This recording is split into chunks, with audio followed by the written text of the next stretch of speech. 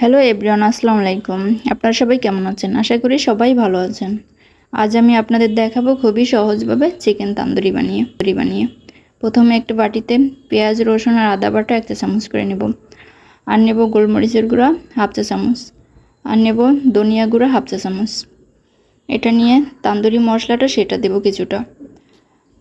এটা দিয়ে এরপর সরিষার তেল 1/2 চা চামচ এটা দেব। আর রান্নার তেল দেব 1 চা চামচ পরিমাণ। এটা দিয়ে এরপর লাল মরিচের গুঁড়া দেব 1 চা চামচ। এরপর সয়া সস দেব কিছু পরিমাণ। আর দেব টমেটো সস। এটা দিয়ে এরপরে লবণ দেব পরিমাণ মতো আর দেব টক দই। এটা দিয়ে হাতের সাহায্যে ভালোভাবে এটাকে মিশিয়ে নেব। ভালোভাবে মিশিয়ে আগ থেকে ধুয়ে রাখা চিকেনগুলো কেটে ধুয়ে রাখছিলাম সেটাকে লবণ আর লেবু দিয়ে মাখিয়ে নেব।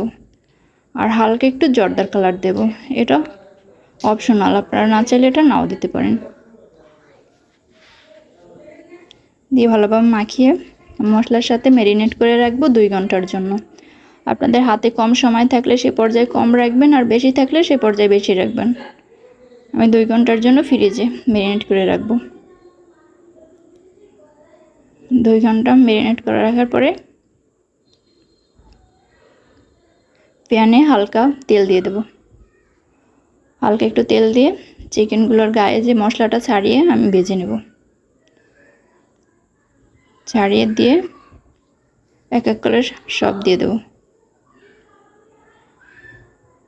এক এক করে সব চিকেনগুলো দিয়ে একটু সময় নিয়ে এগুলোকে ভেজে নেব। যেহেতু চিকেনগুলো একটু বড় সাইজের, তাই একটু সময় নিয়ে ভাজতে হবে। এরপর যে ঢাকনাটা দিয়ে দেব। ঢাকনাটা দিয়ে 5 মিনিট ভাজার পরে উল্টে নেব।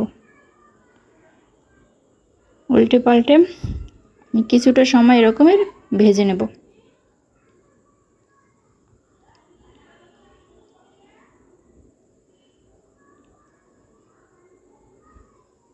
এরকম চিকেনের গায়ে যখন একদম দাগ লেগে আসবে সেই পর্যায়ে এটা তুলে নেব।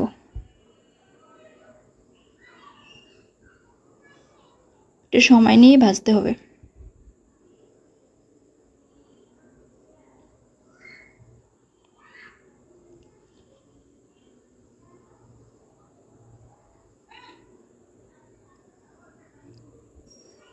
যখন এরকমের সুন্দর কালার হয়ে আসবে আর চিকেনগুলো নরম হয়ে আসবে সে পর্যায়ে আমি এগুলোকে তুলে নেব। এই যে এগুলোকে তুলে আমি এই প্যানে আগ থেকে যে মশলাটা সেটা কষিয়ে নেব। কষিয়ে চিকেনগুলো এর ভিতরে দিয়ে দেব। চিকেনগুলো দিয়ে মশলার সাথে একটু ভালোভাবে মিশিয়ে কিছুক্ষণ একটু রান্না করে নেব।